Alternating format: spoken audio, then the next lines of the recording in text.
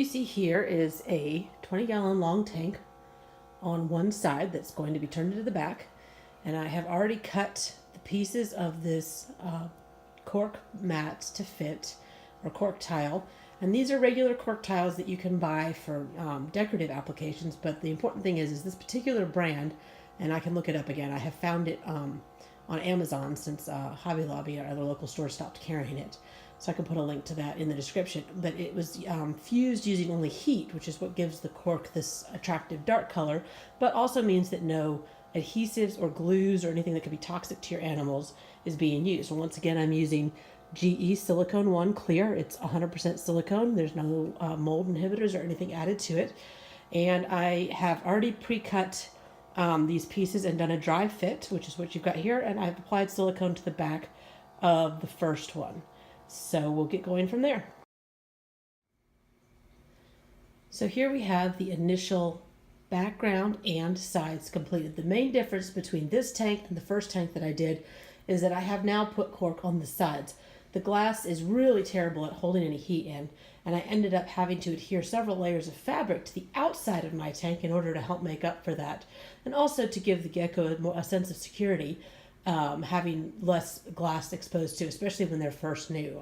Now both my gecko and the gecko that I'm currently keeping for a client that's going to go into this tank when it's finished are pretty bold about just sleeping out in the open once they get used to things. But especially for a new gecko, those first few weeks or month or so, it can really help to have the security. And like I said, it really helps hold the heat in better, especially when you're trying to get a good heat gradient across from the warm end to the cool end.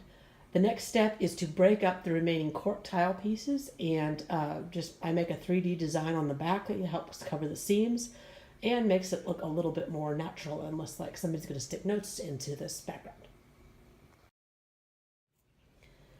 And see what I do with these pieces. You can see I've got the initial design on.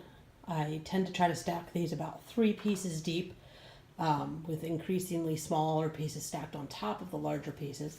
And for the most part, unless it's going to go right up against the side, I break off around all 4 sides so that you get a more natural looking piece and not one that has square edges.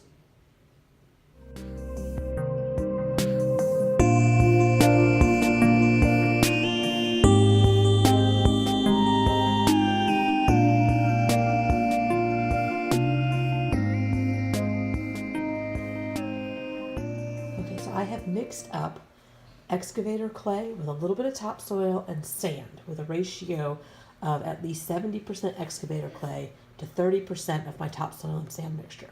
I do this to make the excavator clay go a little bit farther, and I also like the fact that the topsoil adds a little bit of brown color, so it's a little bit less bright red. And then I just add water I add a little water, I mix, add a little water and mix until it forms like a nice ball like this, but it's not too wet and squishy. And then I will, I'm going to use this pot over here in this corner to build the first hide around. And then I'm also going to use this piece of paver brick on top of it, like embedded in the clay. I'm going to build that up over here, and that's going to be the basking spot for the gecko. And so then that stage is done. I used a few pieces of the leftover cork from breaking the background into pieces to make this design, so that I didn't have to use quite as much of the clay down behind and underneath the pot. So I used some to sort of prop up the back, because the sides of the pot slope. So that makes it sit fairly level as opposed to tilting upwards. It's going to be really hard to see because it's nighttime, but I used some of the clay to completely plug the hole and plaster the back a little bit, so there's no way a smaller gecko could try to wiggle through that hole and then dig out, just in case there's any sharp edges. And then I used some of the more of the cork pieces like down in the back in the corner behind the pot again, to just build it up so that I didn't have to push all that clay down there. I'm trying to get the most out of my bag of excavator clay as possible, because I need some of it for the substrate mix as well. And then it's hard to see because it's almost the same color, but this is it's got some clay on it now too, but this is the paver brick I just showed you, and it is embedded now, especially once this clay dries. It's embedded in the clay. It's fairly level up on top here, and it's going to make a nice little basking platform on top of this, which will be the warm side of this tank.